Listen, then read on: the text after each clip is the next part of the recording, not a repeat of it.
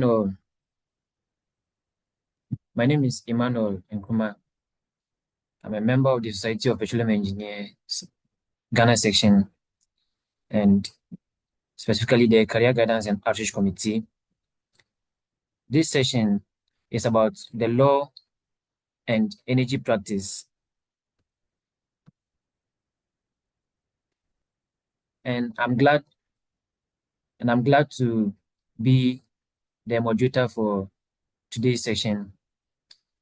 This session is going to be an exciting one, and I hope it will be an exciting one for you too. Okay, so we have 13 participants on the meeting right now. And so I wouldn't waste much of your time. So I would proceed to talk about the program outline for this particular webinar.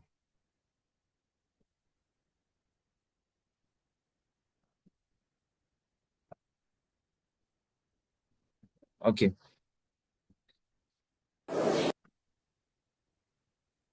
And so we would have the welcome and introduction, which I've done, and I will take you through the house rules for this particular webinar. Then we'll have an exciting and interesting icebreaker session where I would engage with everyone on this meeting. Moreover,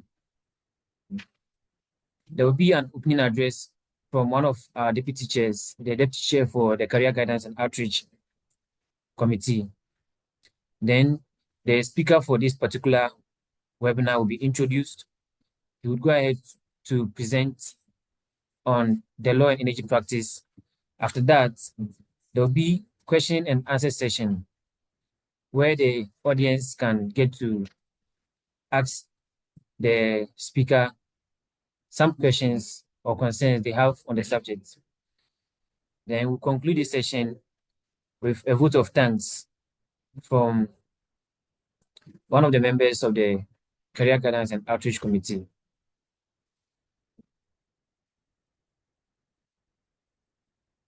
Okay. So before the icebreaker session, I'd like to take you through some of the house protocols for this particular webinar. First of all, when you join the meeting, make sure your microphone is muted. And if you have any question, you first of all raise your hand, then I'll call you to go ahead to speak. Or if you have any concern, you raise your hand. Use the raise hand icon in the meeting, then I'll go ahead to call you, then you can speak.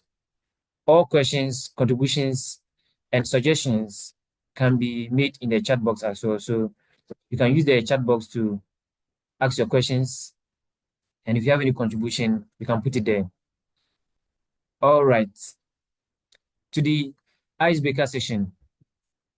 This particular session is something I particularly choose for this webinar, and it has to do with books.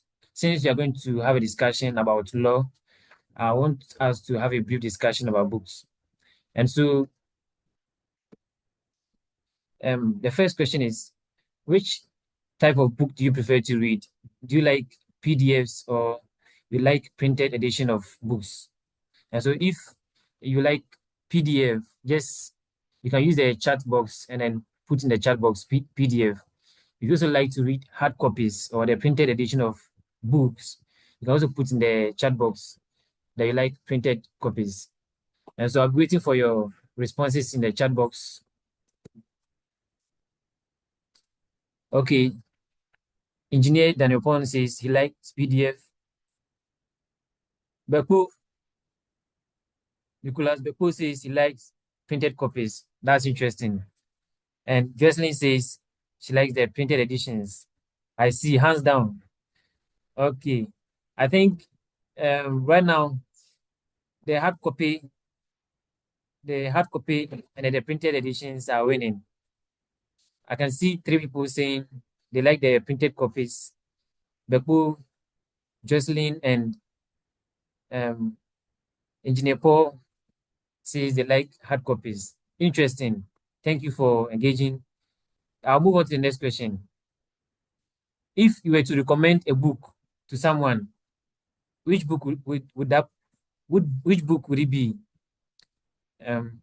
Most people usually prefer reading some particular genres, and so if you were to recommend a book right now to someone, what would be the name of the book and which author wrote the book? And so you can type your answer or your response in the chat box to see the kind of books um, that you would want people to read.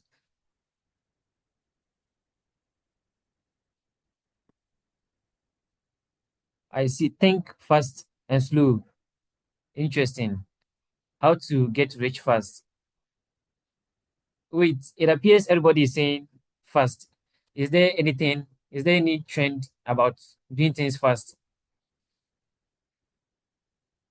The cash flow quadrant, I see. Is it by Robert Kiyosaki? Fast World, another fast book. Interesting. Interesting. I like the engagement from you, but then I've seen a common theme in your books. Everyone is saying fast, fast. The Art of War.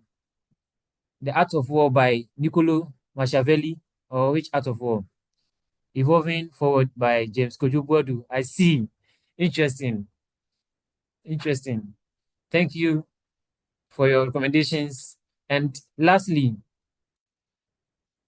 which book are you currently reading? Since you've kept a lot of books in the comment in the chat, it means that most of you are reading a lot of books. So, what book are you currently reading? I would like to get to know the kind of books that you are reading at the moment. Also, if what you kept in the chat is the same book you are reading, you can also put it there as well. I'm interested in the kind of books that people are reading at the moment, given how AI and um, those other things are trending. Oil 101 by Morgan Downey. Interesting. The Prince by Niccolo Machiavelli. Really? I just finished reading The Prince by Niccolo Machiavelli in December. I mean, during the Christmas period. Very, very interesting book from 1513. Very, very interesting. Oil 101. This is my first time seeing this book. I'll be glad to read something like that. I read In a Pursuit of Jubilee by George Owusu 2 years ago. But then the Oil 101 is a book I'll love to read. Joshua and Nicholas, which book are you currently reading? I'll be glad to hear from you.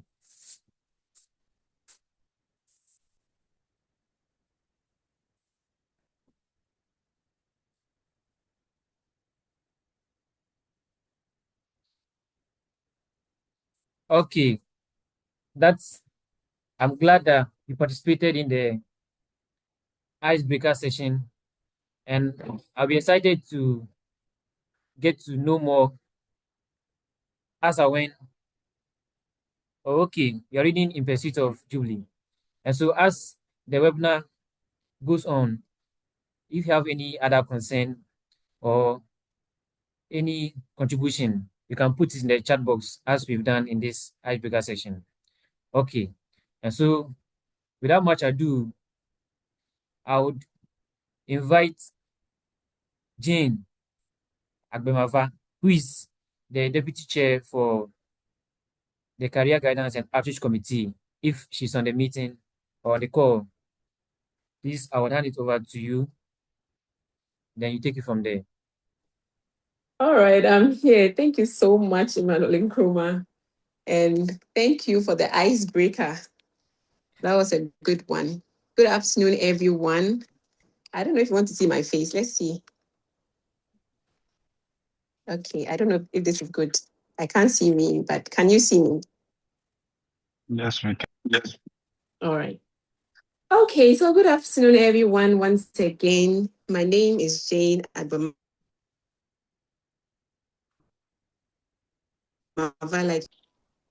career guidance, and outreach team. On behalf of the society,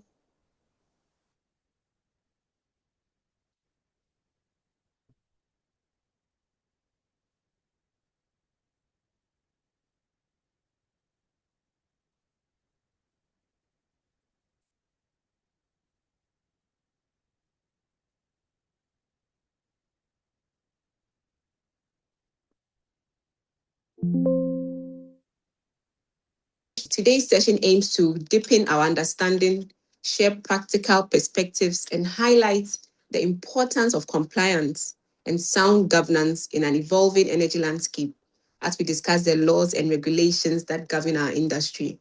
Thank you so much for joining us. Stay connected, and we hope you find this session both insightful and impactful. Thank you so much. Mr. Nkrumah, over to you.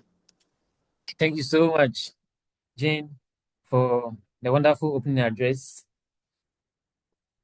I would move on to introduce our speaker. Okay. Our speaker is Engineer Paul Agbanyeke Agle Esquire.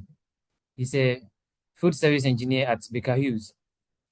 Engineer Paul Agbanyeke Agle Esquire is an engineer and a lawyer with over 12 years work experience in the oil and gas industry. He graduated from the University of Mines and Technology, Takwa, with a degree in petroleum engineering. Upon graduating, he served as a national service personnel in the engineering department of the Ghana National Petroleum Corporation, where he rotated in the drilling, reservoir, facilities, and production engineering divisions. He continued his career in the oil and gas industry as a field service engineer for the subsea and drilling department of GE Oil and Gas, as it was known. He is currently a senior field service engineer in the subsea production systems department with Baker Hughes, as it is known now. He has worked on various projects in different countries like Mozambique, Nigeria, Egypt, Ivory Coast, and Scotland.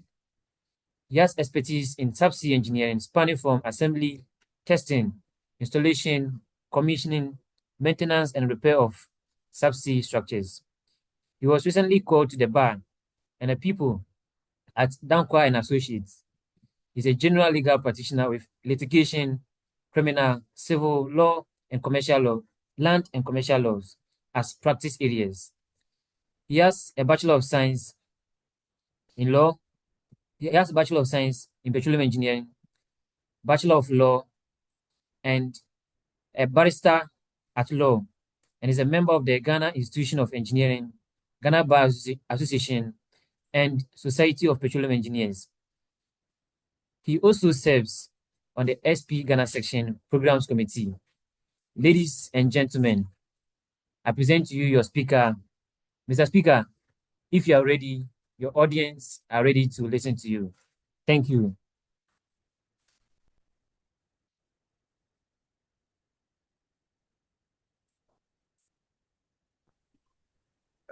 Thank you very much. I hope you can all hear me. Yes, please, we can. Right. So, and good afternoon, everyone. And that was a good icebreaker there as well. When you asked, what book are you currently reading? I was wondering, hey, have I even started reading any book? But it is well. And yeah, The Prince is actually an interesting book to read. So anyone who would who likes philosophy can have a delve into that. So as introduced, I'm Paul Agle, engineer and just called to the bar as well as a lawyer. So still practicing engineering as a field service engineer with Baker Hughes, whilst trying to get a PPH as well done at Dankwa and Associates. So that's me, mainly subsea structures has mainly what I've been up to over the past decade. Though when I started, I've roamed in the drilling engineering, facilities, reservoir engineering, and production engineering departments during my time at GNPC. But for the past good decade, it's mainly been subsea engineering. So, yeah. So to continue, this webinar is mainly on the ethics in Ghana's energy sector. And we narrow it down to the law and energy practice, because there's nothing at all in this world that can be done without law and order. And I hope you can all hear me though. Yes, please, we can. I hope I'm audible enough. Yes, please, Yes, you are. Right. Okay. So if we can move on to the next slide, just so that we just go straight into action. Right. So why law and ethics matters? So first of all, you want to look at what is law. Any ideas? I like to be very interactive. Any of you at all? When we say law, when you are driving in town and the police stops you, yeah, I know my rights. I know that there are laws governing Ghana. I know my rights. That law that you say, what is it?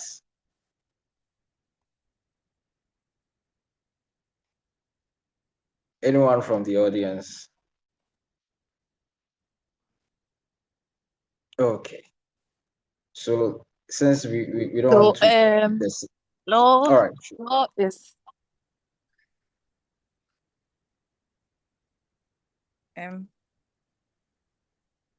please can I go ahead? Yeah, please go ahead. Law is a set of rules and then regulations that govern the behaviors of people in a certain period in a place. That's It, all. it, it governs and also protects them as well. Exactly. Any other person with a dissenting opinion?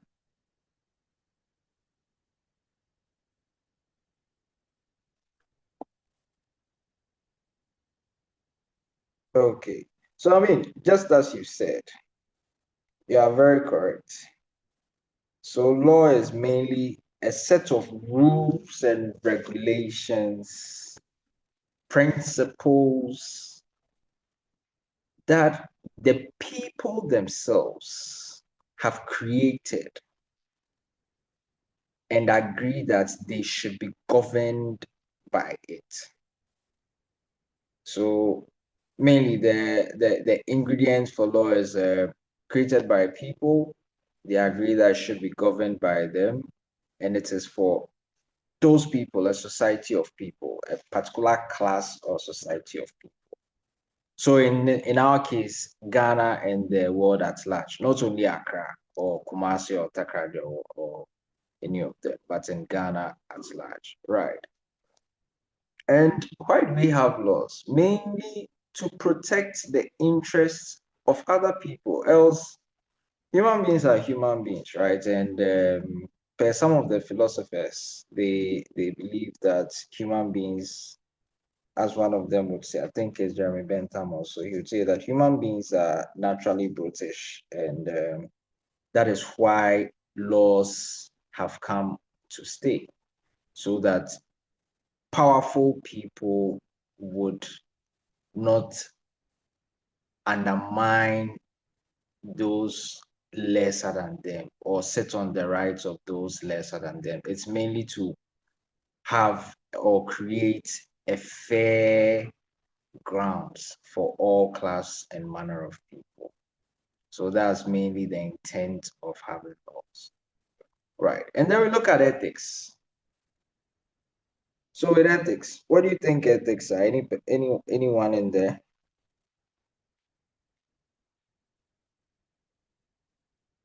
Ethics.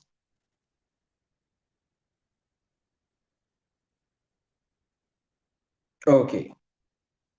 So basically, I'll just say ethics is just morals, right? When we say morals, I hope we may all have a fair idea of what we mean by morals. We are looking at the conduct of people, of a person, the conduct. We are looking at the principles governing the person, whatever values that the person holds high esteem, whatever um, whatever values the person holds high esteem, whatever principles that a person has put before him to be governed by, the general conduct of the person, and all of these things. And that's mainly what we we we we we look at when we say ethics. And to what extent? What is the main reason why someone would want to say this? Is mainly to ascertain whether something is good or bad. That's mainly what ethics is, or seeks to arrive at. So whether something is good or bad. And who are we to say this is good or this is bad? Who can say this is good or this is bad? So both of them, right? And now both of them now merge together because they both go hand in hand, right? Because you are looking at laws to govern a particular set of people, and those people have set their laws so that when they are being governed by those particular laws, when someone is trying to do something ethically or unethically, which is something good or bad, they can say that, hey, let's put a stop to it because this is not good and this is not bad. And who says that are the framers of those laws? So those framers of the lawmaking body or the lawmaking in our set here in Ghana, which is the legislature, since the legislature is made of all the MPs that you and I have elected to represent us, they speak collectively on our behalf when they are in parliament and passing laws and making laws and all that. So now we have a fair idea of what law is and what ethics generally is as well. So narrowing it down to Ghana per se, when we have good laws or our ethics, we have good ethical practices in Ghana. How does that benefit the nation? Or how does that benefit you and I? And especially with the energy sector as well. Because mind you, when the IOCs or the companies who want to get our oil or our who want to go into investment with us regarding solar or hydrothermal or any of these energy systems. They are looking at a good and a stable political country, good and stable legal country with good and correct legal frameworks as well. That in case there is a problem, how can that matter be quickly adjudicated? Because no investor wants to waste too much time in the courts. How does the country also address issues? How do they address how do they adjudicate on problems and disputes? Are there good reforms like ADR that they can quickly go just so that to bypass the natural legal ways, or whether they are open to all of these things? And these are all the things that the IOCs and other investors look at. So it's mainly to drive sustainable development as well. And this goes to drive sustainable development in the particular country, in our case in Ghana, and also protects our investments as well, because we have the oil, they are coming, so we need our stuff protected, and that is why we need the laws and to have good ethical practices as well, because if we don't have that, when they come in, they will now dictate to us what they want to do. But when they come in like that, we tell them, hey, the citizens of Ghana have their own laws that is governing them. So this and this and this cannot be done. And ethically as well, though we know that international treaties and conventions and whatnot that are there that's governing projects and certain type of industries. We, the people as well, have these in place to protect our people. So at the end of the day, we tend to protect our investments, right? So mainly, that's where the law and the ethics come in place, and also to foster fairness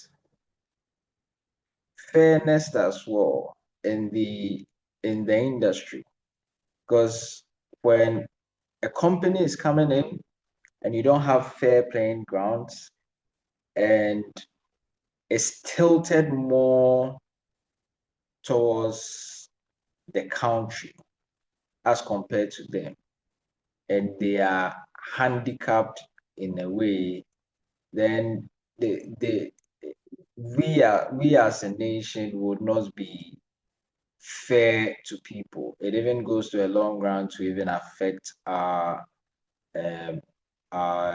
resources being tapped, because when countries are trying to come in and they don't have there's no fairness in when IOCs are trying to come in and there are no fair grounds for them.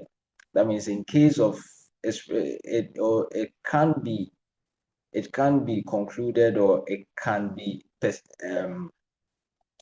said that in the likelihood of any problem or any dispute, there's no way they would get fairness, and that means their investment is possibly going to be locked up.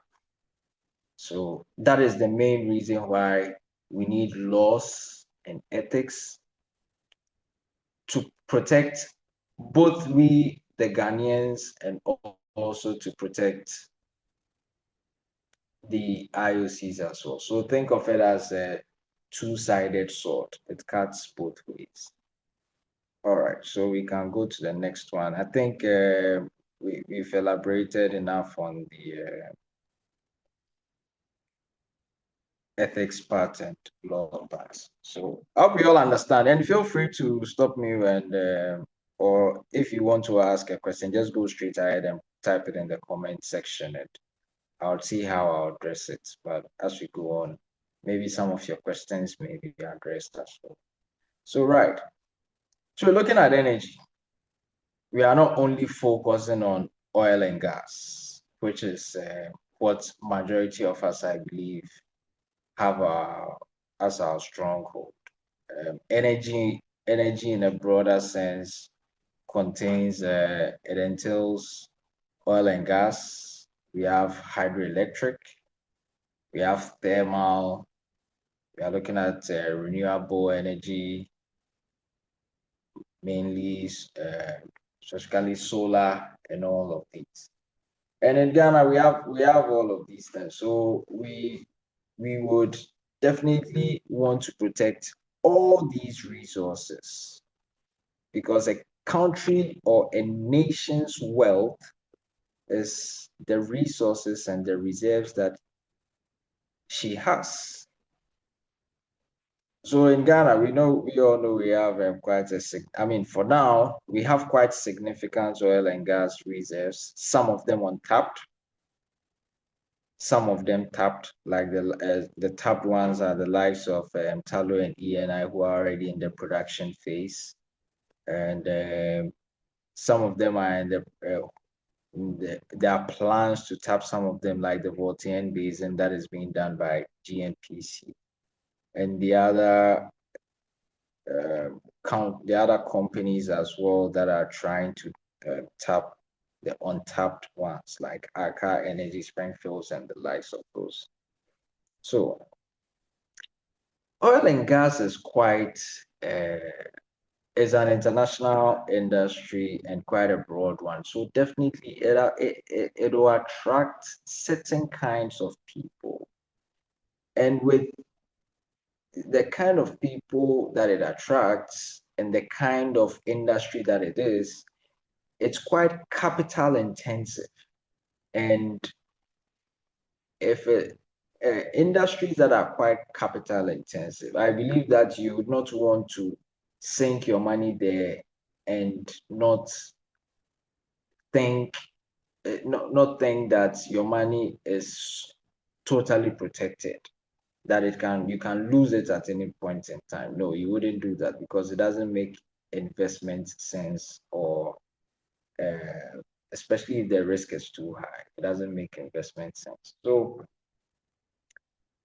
the international players that are that look at tapping these oil and gas, they need some very good, fair grounds to play. And that's why it's very crucial for us to have good laws that are governing them to make it more attractive for them to come in. Because Ghana as a whole, it will be very difficult for us to tap some of our own resources, because we all know that oil and gas is not a straight jacket. You go do your seismic, yes, you do exploration, you do your seismic, you try to drill an exploratory well, and when you go and hit a dry well, it becomes a problem because the citizenry of Ghana would not even agree, and that, or they wouldn't take it lightly for government to just come and tell them that, oh, we wanted to develop, let's say, Ibantue, but when we drilled, we did everything we could, but when we drilled, we had a dry well, so that's $1 billion lost. That's a national debt. Me and you will not be happy, or we would.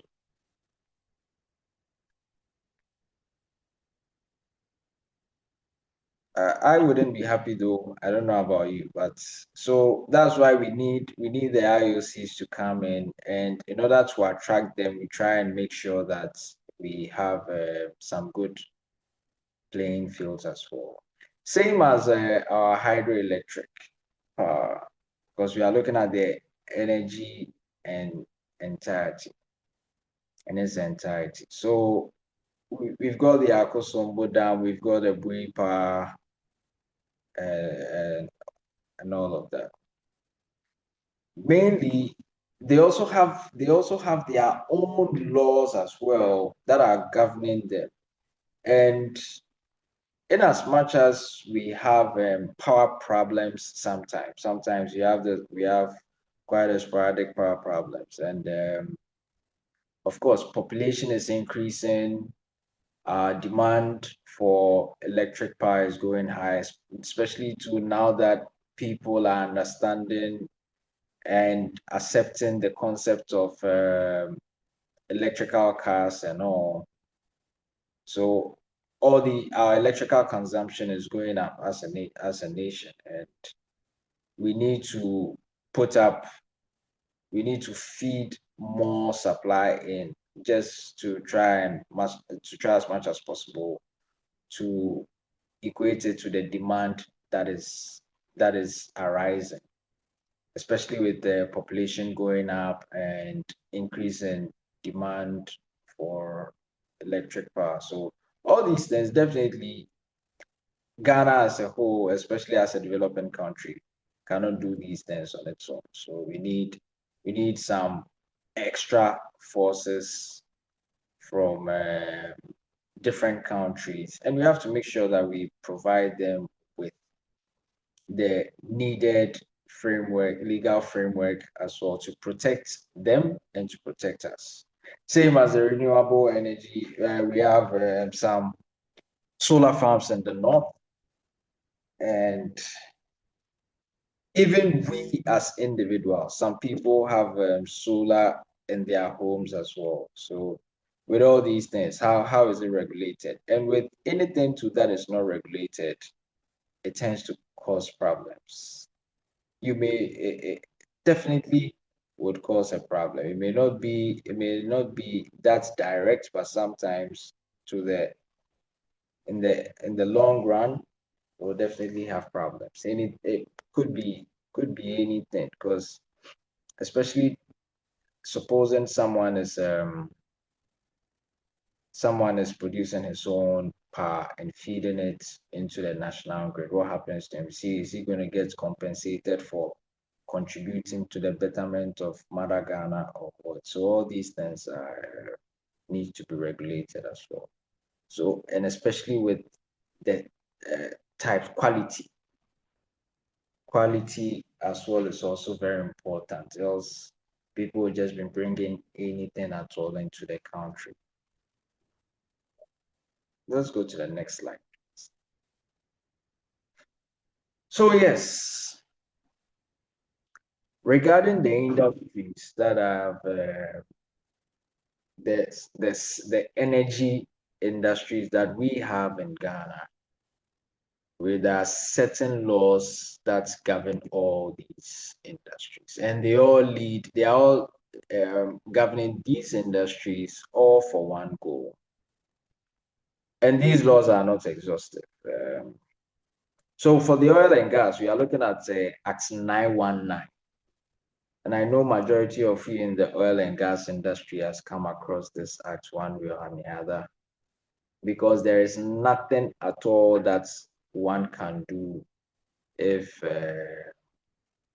he or she purports to work or to undergo development of offshore, whether offshore or onshore development of our oil in Ghana. You definitely need this act. So that is the governing act for our exploration, development, and production activities in Ghana.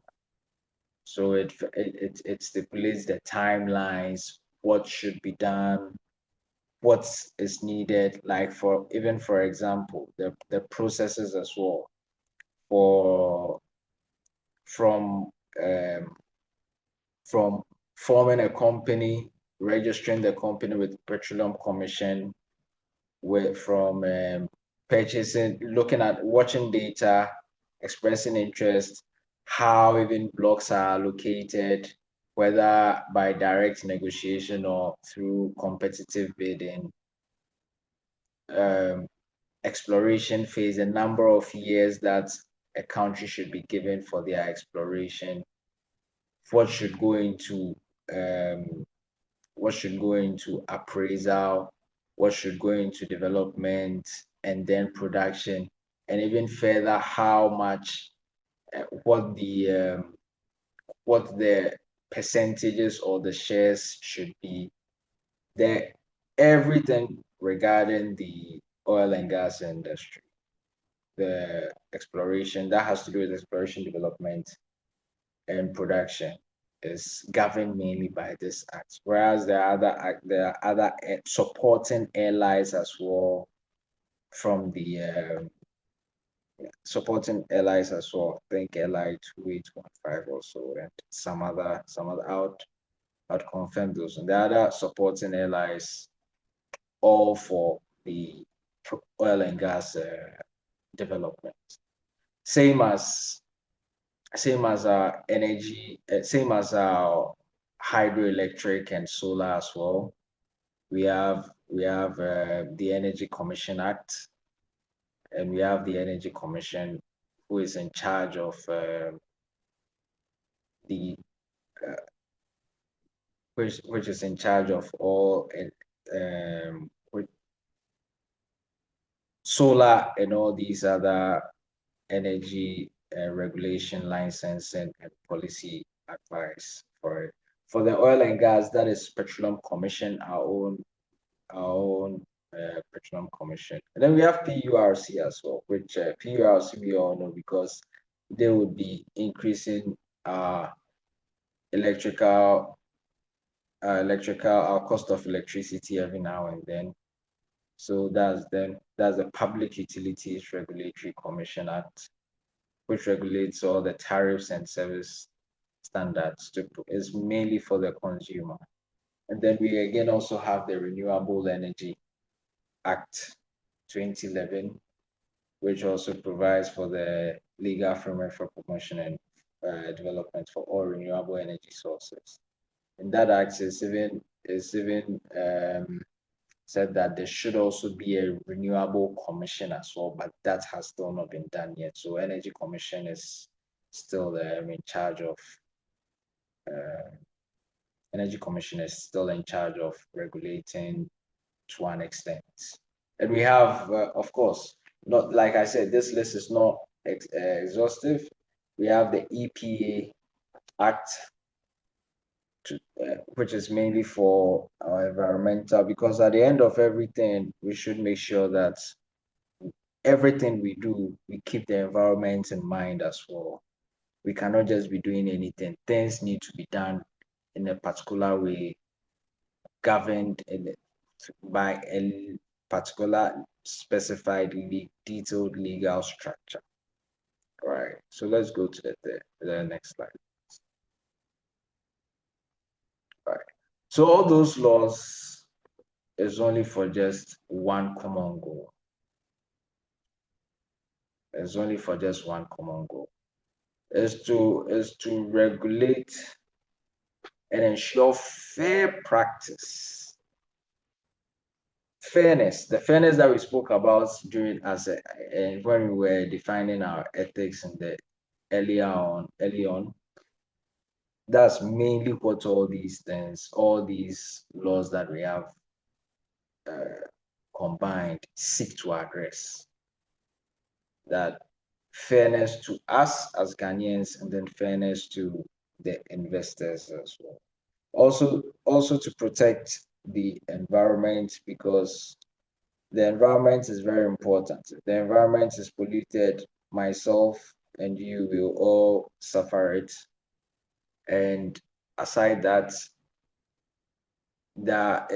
it's not just our local laws as well for environmental protection, like our Environmental Protection Act. That's not just enough. There are some international treaties as well, and international conventions that generally govern certain industries, especially with the energy, particularly the oil and gas and all these other ones, so that we cannot just do anything like drilling, for instance. Dalo cannot just finish drilling and pour all the muds and the cartons, just dump everything into the sea. It's not right. And mainly as well to drive towards a sustainable development in the energy sector of Ghana. So all these laws, they are mainly for fair practice, protect the environment, and for driving development in the energy sector. So that's the main reason why we have all these laws. All right. Next, please.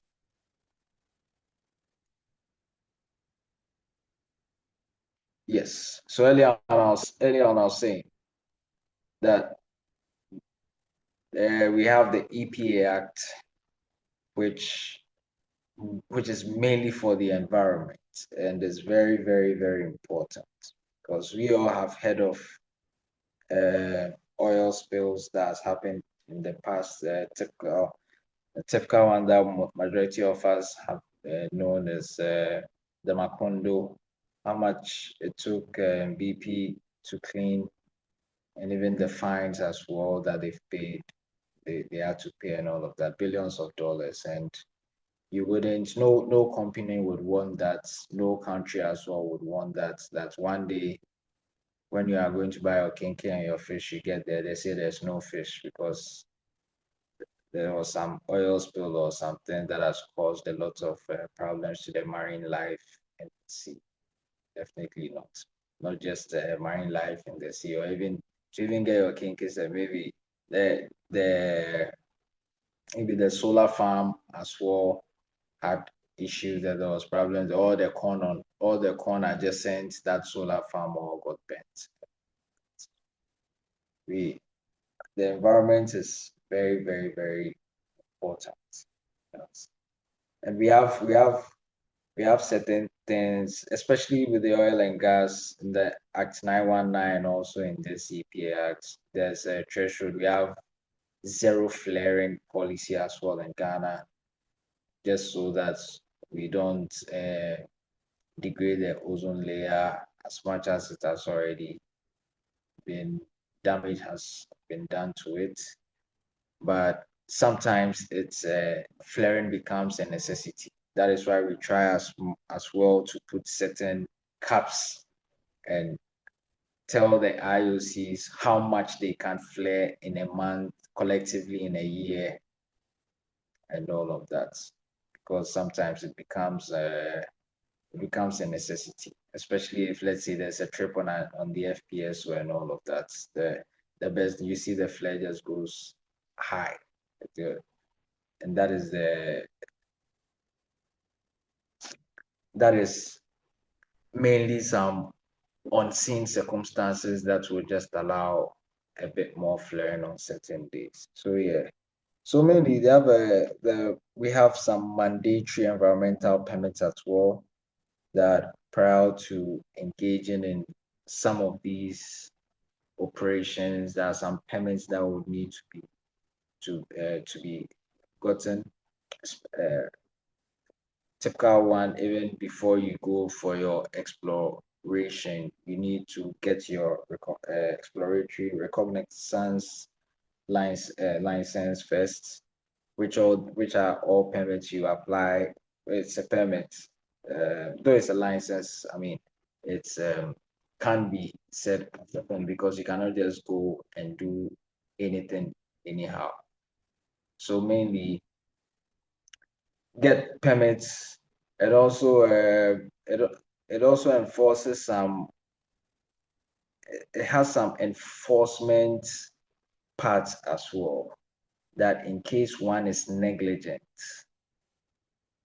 then you can pay some penalties and fines as well. So that it's not to say that you can just do anything and just come and pay fines, but it's actually just so that you feel that, oh, if you do this, there's some fine that may be slapped on you. So you would not end up, you try and stay away from doing anything wrong. Like early on putting, like, just the example I gave about dumping drilling mud or drill cartons into the sea, just like that, just because you don't want to pay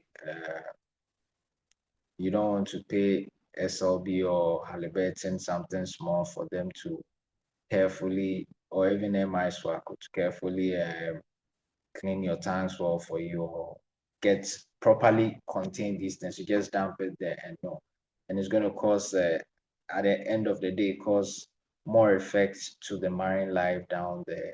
All these things are the reasons why we need this legal frameworks to restrict and try and put a cap on the do's and don'ts of certain oil and gas industry companies, because some of them, when you leave them, and also there are other international treaties and standards as which each company is supposed to work according to.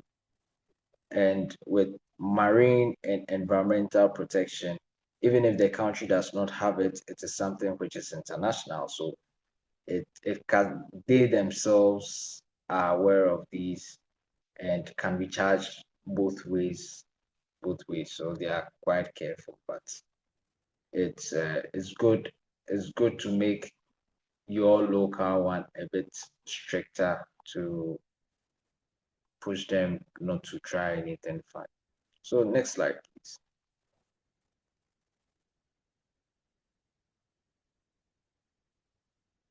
Right. So earlier on, I spoke about the regulatory bodies. So for the oil and gas, we have Petroleum Commission with a mandate. It used to be GNPC, but now Petroleum Commission because they raised some of the IOCs raised certain concerns about how can you be a judge in your own room, in the sense that in order for per the Act 919 for every IOC to go into development in Ghana, the GNPC is supposed to be a partner and represent the country. So how can they represent Ghana as a partner and still be the chief whip as well? It's not possible. You cannot be a judge in your own court. That's why we have a Petroleum Commission with that sole mandate now to regulate everything that has to do with the upstream petroleum industry. And same as the Energy Commission. So Energy Commission as well has to do with the power side. So the hydro, solar, renewable. Earlier on, I stated that per the Renewable Act, it acts that there should be a renewable commission as well, but that has not been formed yet. So Energy Commission still does that in conjunction with the PURC, with power and water tariffs regulation and provide power and water tariffs. That's what they mainly are also into giving a hand to Energy Commission. And then of course we have the EPA as well, which is looking after our environment in its entirety. Environment, not just in the oil and gas industry, environment with everything, environment, oil and gas, environment at the hydroelectric side, environment in the geothermal side, environment in the solar, everything. So everything environment. They are so they on the other hand, they are more like the bedrock because they are more like the foundation pillar, and because they work with everyone, because all of them have to interact with the environment one way or the other. The DS is the environment. So that is mainly what they do, mainly about the assessment, permits, and monitoring as well. So even if you can just, I know they have the power as well to just tell maybe Talo or ENI that so one of these days we just want to come and check what's going on the break or on the FPSO, and they they have to comply as well. So yeah, can we go to the next slide, please? Okay, so all these that we've been discussing, right, and about ethics in the energy sector, about what is good and what is bad, to what extent or to what purpose, what is the main aim for it. We are looking at the integrity, honesty, and strong moral principles on both sides, not just on the government side, but also on the IOC side as well, because we need to be fair to each other and honest to each other before we can be very good business partners. And looking at the safety and environmental responsibility as well, which is mainly protecting everyone on board or everyone involved in the operations, and also protecting the environment as well. When we talk of environment, we are not when we are talking about safety and environment, we are not only looking about people and the environment only. We are looking at assets as well, because you don't want to only protect people, you don't want to only protect environments. The main purpose why you are there is because of the assets. So those assets also ought to be protected. So you protect, it's mainly protecting all these three things. But of course, since human life cannot be replaced, humans take paramount position in the hierarchy of protection. Next one is transparency and accountability. So both of them go hand in hand. All the operations that are being done should be done in accordance to transparency and wholly accounted for. Because you have to be transparent and tell us that, oh, I'm going to drill 6 wells or 5 wells, or I'm going to put up solar panels on 100 acres of land in the north, and then you go out there and you only go and do 50 and you come back. But because at the end of the day, with all these projects, government ends up paying for them, because since me and you would not want government to take the sole risk of sinking $1 billion plus in developing something, a well or developing a field, we would like the government to outsource to it. Proud to them when they start production and they start making profits. They take out their entire costs, which technically is government paying actually for the project. So we have to be quite transparent and look out for each other and see that whatever that they are doing what we have both agreed to do, and then we hold them accountable as well for what they said to what we have agreed that we would do. All right. Mainly for public trust as well, and for the good people of Ghana, that this is what we've agreed that we are doing, and that is what is being done. Can we please go to the next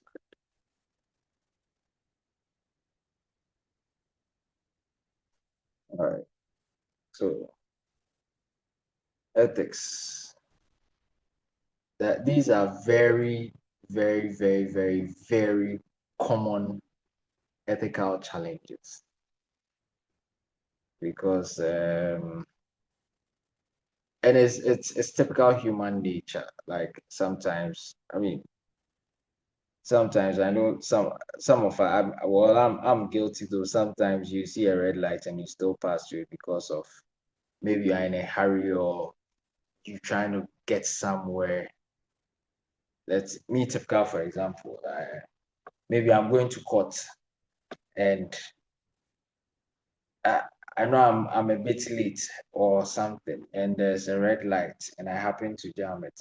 I'm guilty of this. Like, I'm not proud of it though, but it's something that definitely I'm guilty of it of 1 or 2 times, and I believe some people as well are guilty of these things. There are certain things that you may end up cutting corners to do. So same as we being individuals, that's the same way that there's a likelihood of companies as well, which are being manned by individuals, try to do these things. So they try to cut corners, try and manipulate data, bribery, or even inducing, and then silence on unsafe practices and all these things. All these things are very, very, very, very common ethical challenges that exist. So as an individual in a company, as an individual, wherever that you are, just try as much as possible to frown on these things, because if if care is not taken, or and something negative or something bad is to come out of these, especially in the oil and gas industry or any of these industry, the effect is quite disastrous. the effect is quite disastrous. So let's say typical example.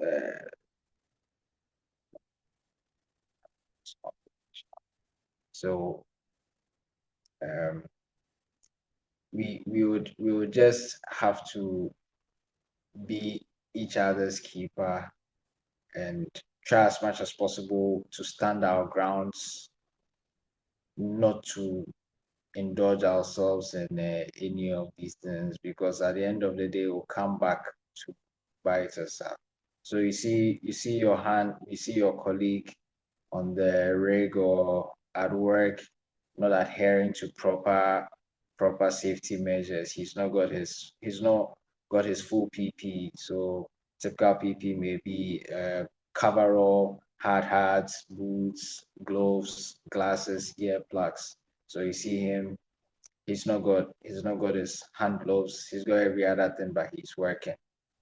And if if care is not taken and there is a problem or there is a slip or something, his hands are not protected, that's him losing all those fingers.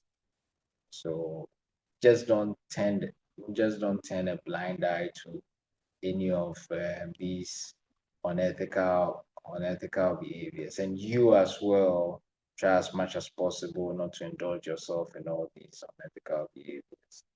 Because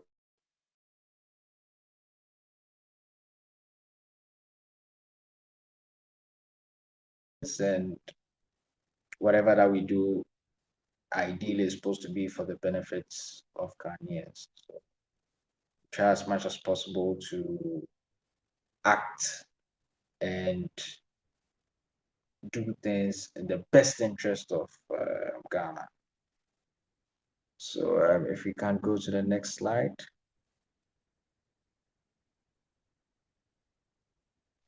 Right. So everyone has a part to play, as I've said earlier on, not just me and you, not just me, but you as well. We all have a part to play, not just be bystanders, but do but doers as well. So mainly from an operational standpoint, looking at the law and the ethics, right? I'll say the custodians of the ethics are the engineers, because they are the forefront. They are the ones that are putting up the solar panels or putting up the hydroelectric um, facilities, or even drilling and production on the FPSOs and all of that. So they are the custodians of the ethics. So they have to make sure that whatever that they are doing, majority of the time should be the good thing, because they are aware of what is good. Definitely before one does something, one must have been trained on it, so he or she definitely knows what he or she is doing. So majority of the time, as I would say, engineers are the main custodians of the ethics bit of it. So they're looking at the safety aspects, looking at the environmental aspect, looking at all the risks, the implementation and designs and everything. They are the ones that are at the forefront of everything. So they are mainly the ones that are custodians of the ethics, whereas the lawyers are looking at the legal aspect of it.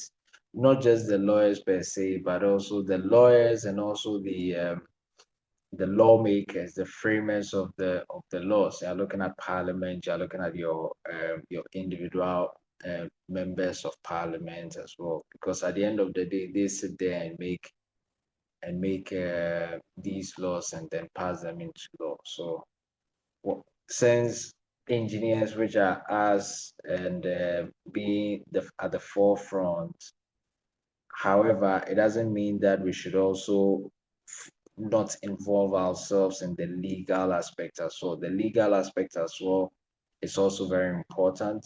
so that we understand what exactly we are doing. Sometimes it's not just about doing, it's about understanding why we are doing it.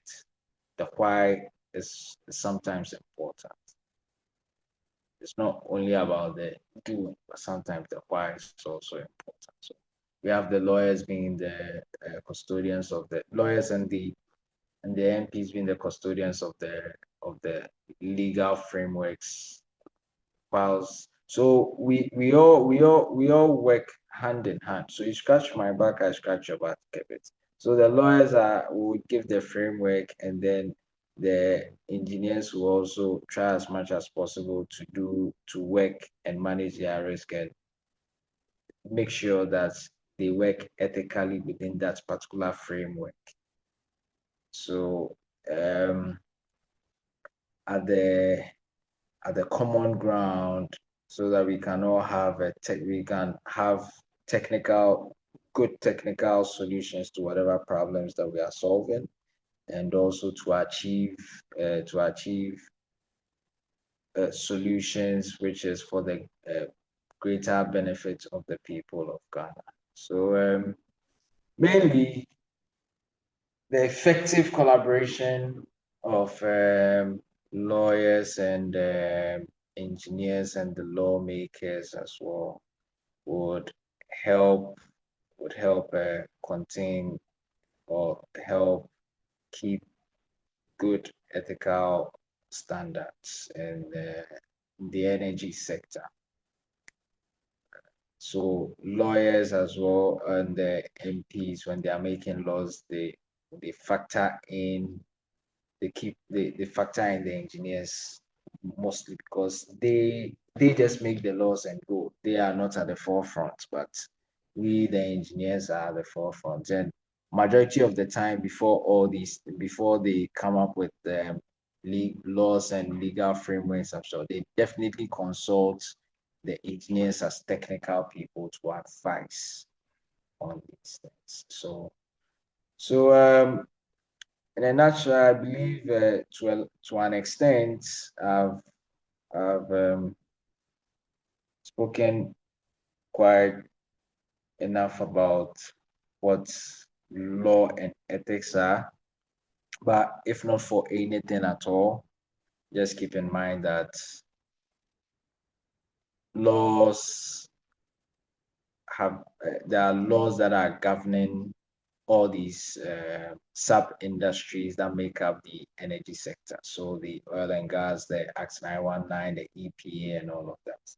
They all work hand in hand together, and all the agencies as well that are all the agencies that supervise each sector works hand in hand as well. And we should be careful wherever that we find ourselves not to get into anything unethical, and try and understand the legal framework or the laws surrounding your scope of work. So when you are doing stuff, you know what exactly to do and what's not to do. Thank you very much. And any questions? If you have any questions, you can let me know. I'll try with my best of knowledge to address them. All right. Okay. Thank you so much, Engineer Paul Abule, for your presentation. And please, to the audience, if you have any question, you can start typing it and then send it to the chat box. I really enjoyed the presentation, particularly when you touched on some of the mistakes that we can do, like cutting corners, bribery, silence on unsafe practices and all that. But then in the beginning of the session, I saw a lot of young professionals in the meeting, and given your background in petroleum engineering and also law, how has that advantageously shaped how you ethically approach your work in the oil and gas industry.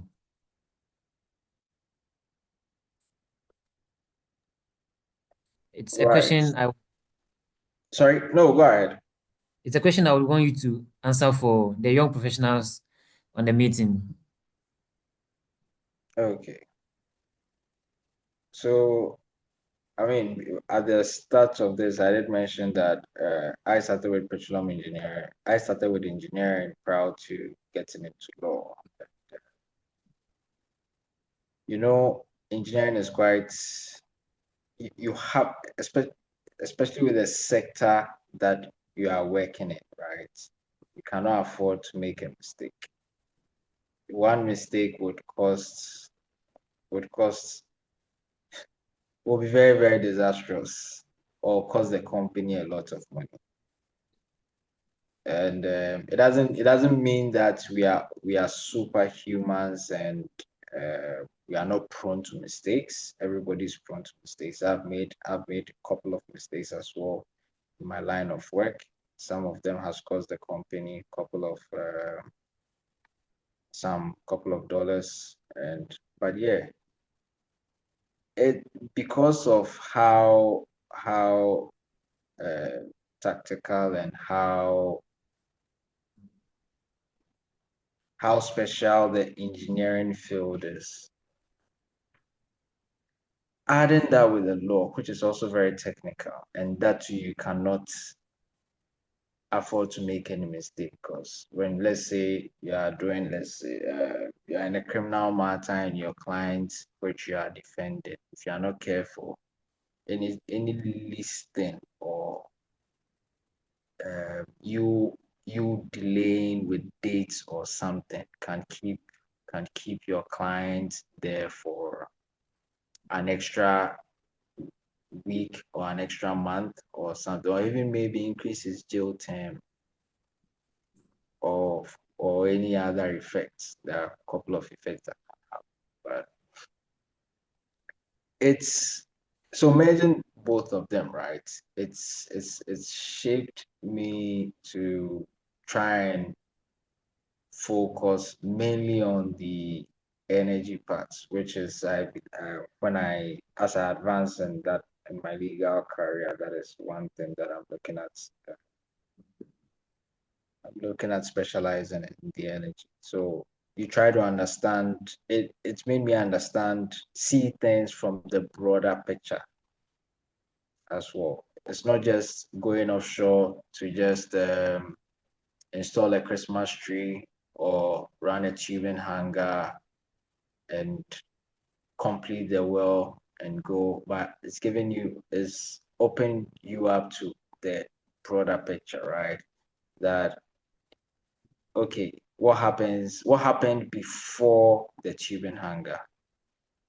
What happened before the Christmas tree? What happened before the FPSO? And what is happening after that as well? How is that affecting you? How is that affecting the country as a whole? How is that affecting the IOC? How is that affecting GNPC and all these other partners that come to play? So in a nutshell, having having experience and having that background and now coming into the legal firm is an eye opener as well, and giving me the broader scope to further understand how the oil and gas industry actually does work. I don't know if that answers your question. All right. Yes, please. That answers the question. Okay. Please, to the audience, you can keep your questions coming. And I would like to acknowledge our section chair, SP Ghana section chairman, Professor Amorin, who is on the meeting. Prof, please, you are welcome. Thank you very much. And I'm enjoying the section by my senior, Paul. I'm enjoying it, so keep it up. Thank you, Prof. Yeah. Okay. Thank you so much, Prof. Please, engineer, you touched on not keeping silent on unsafe practice, but then not everyone like you would get the opportunity to have a law background and also a petroleum engineering background. And so, how can professionals handle ethical dilemmas in the energy industry, in your opinion? So when it comes to safety, right? Safety is paramount. Safety comes above anything at all and everything at all in an operational site, right? So when you keep quiet on safety, just know that it's a brewery for an eruption. So I'll give you a typical example. Um, one valve is supposed to be closed or put a vent line on that particular line or equipment. You do not. And later someone catches it up and draws your attention to it. They're like, oh, talenya she. The next thing you know is kaboom. So keeping quiet on safety, you do yourself more harm because at the end of the day, we all go to work. The aim is to go back home. It wouldn't be nice that you would go to work and then your friend would not go back with you, or your colleague would not go back with you. You have to think of the it has a ripple effect. It's not just coming back with you. It goes all the way down. So how about the dependence of that particular person? The person maybe has a wife, has kids. He's not going to go back and the kids will be shouting daddy, daddy, daddy to welcome him anymore, him or her anymore. So when you see something unsafe, no matter what it is, make sure you voice it out. Just say it. I've seen someone lost a finger before. We were on a vessel, we were trying to change a dirty work pack, but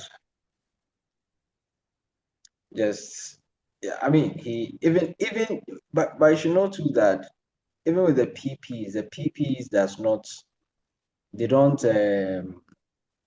keep you out of harm's way. It's just that it reduces the impact of the harm if you are in them. And if you foresee something that it's likely to cause harm to someone, you just have to voice it out. It doesn't matter whether it's your boss or anything. I've worked my in fact I've cautioned my base manager before for not wearing safety glasses, and everyone was surprised. I just told him point blank that you're not wearing glasses and you're not in a full PP, so yeah, go back and go put it on. Then he now waited, scanned me just to see whether I had everything on. And after scanning me, he noticed I didn't have my reflector on also. It was like, you don't have your reflector on. I'm like, okay, then both of us let's go. You don't just keep quiet. And with mine was just, I mean, these are just certain petty things that if you're not careful, you may just end up skipping. You may just end up maybe an oversight. Yeah, maybe an oversight. But when you are saying it as well, just try and make sure that you don't say it in a rude way. Just try and keep the respect in a jovial way as well. But make sure you pass your comment or your caution across so that everyone understands Okay. you. Yeah. So I have a question in the comment section. How does energy differ from commercial legal practice. Trust me, they are totally different. They are totally different because it depends. Well, let me not say they are totally different. So, commercial legal practice, we are looking more of the draftings. It's actually hand in hand. So, prior to let's say ENI giving Baker Hughes a contract to supply 20 something Christmas trees, right? There is a commercial or there's a contract between them, right? And that is the lawyer's job and the salesperson's job and the commercial guy's job to put up everything that would be binding on both companies or binding on both parties or all parties involved that will be appending their signature on that particular document, right? So to a large extent, they go hand in hand. Just that the commercial part, the legal part is the start point of it, and then the energy now follows through to the end of it. But that particular legal document or legal contract which is binding between both parties, that starts from this. It starts from the very start point all the way to the end till everything is done. Because in case of any problem, in case of one of the companies doing something ultra virus or one of the companies doing something that they are not supposed to do, or any dispute emerging out of that particular contract, that same contract would be what that would be looked at to adjudicate that particular matter. So it's not so different. It's just that the legal aspect runs through the entire operations and stipulates what exactly who is doing, whilst the energy aspect starts from after the contract and to the very end. Okay. And Right. how important is understanding the law for engineers who don't have intentions to become lawyers? Right. You don't need to be a lawyer to understand the law. Okay.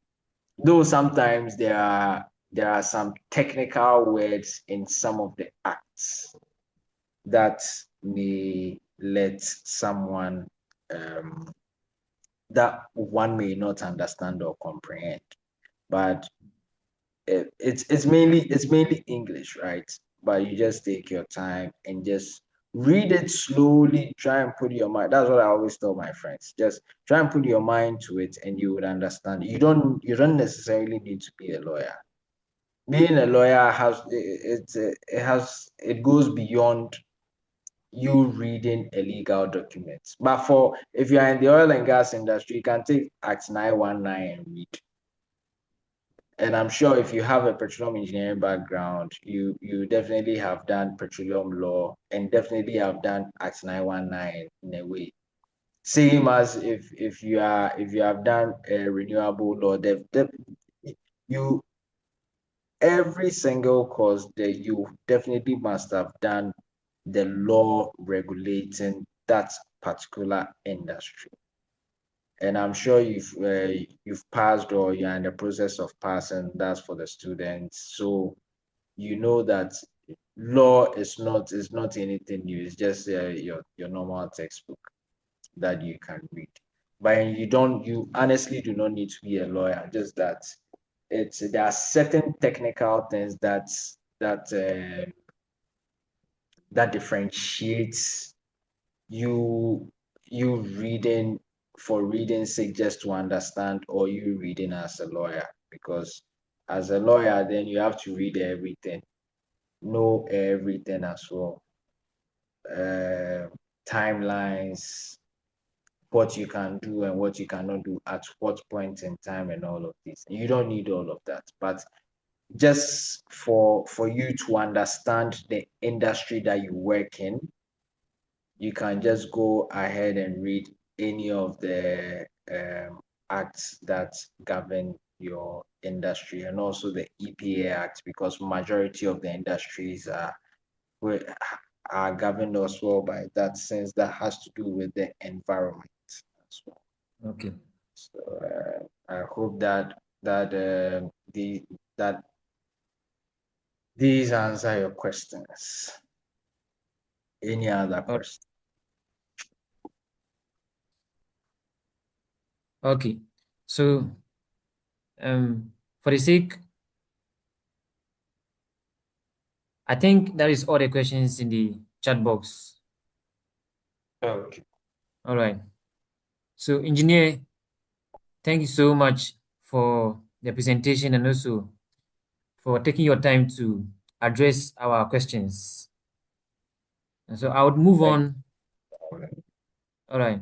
I would move on to the next stage of this webinar. Okay, somebody has a last concern, and we'll be glad if you could wrap that up. Then we'll move on to the next item on the webinar. Can that person please confirm whether he or she is working or not? Oh, he, Maxwell.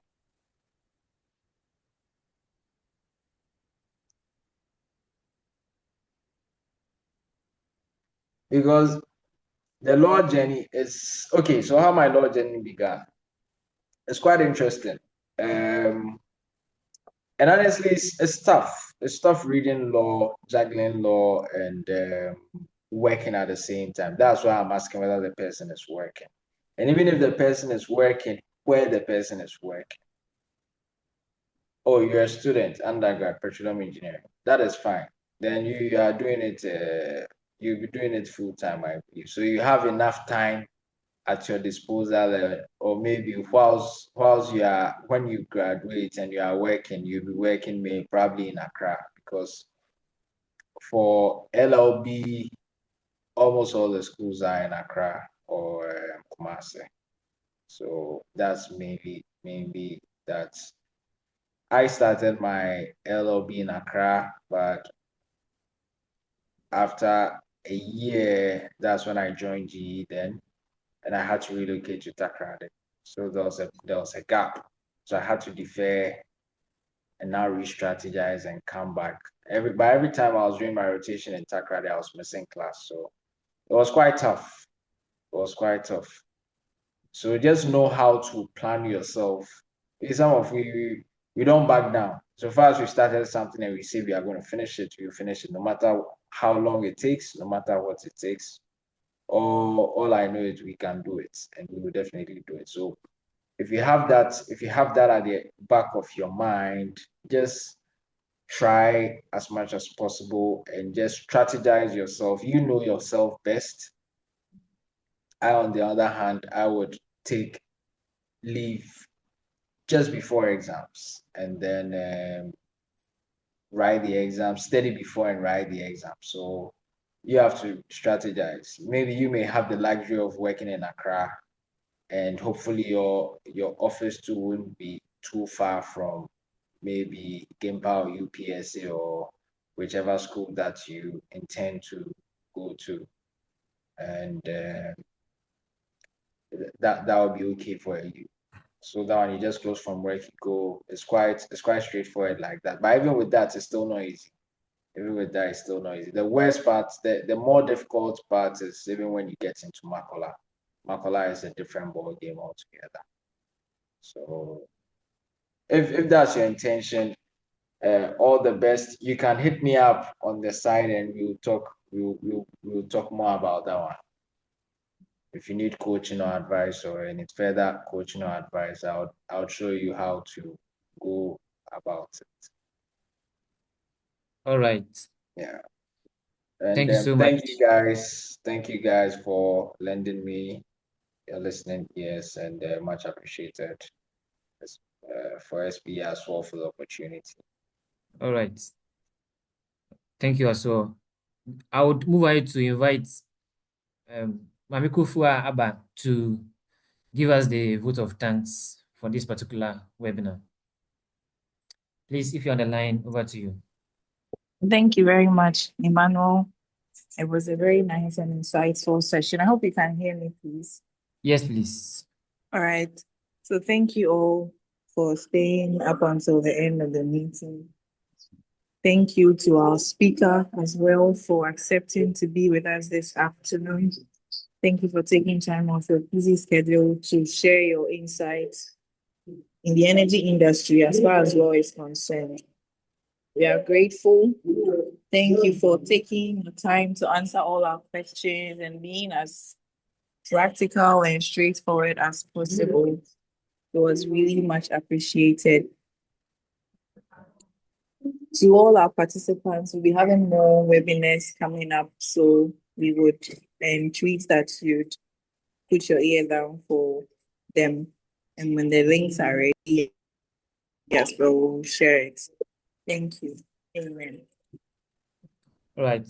Thank you so much, Mabiko Fuaba, for the vote of thanks. Ladies and gentlemen, we have brought this session to an end. The session, which is the law and energy practice, has come to an end, and we hope to see you in our next webinar. Thank you and have a wonderful day.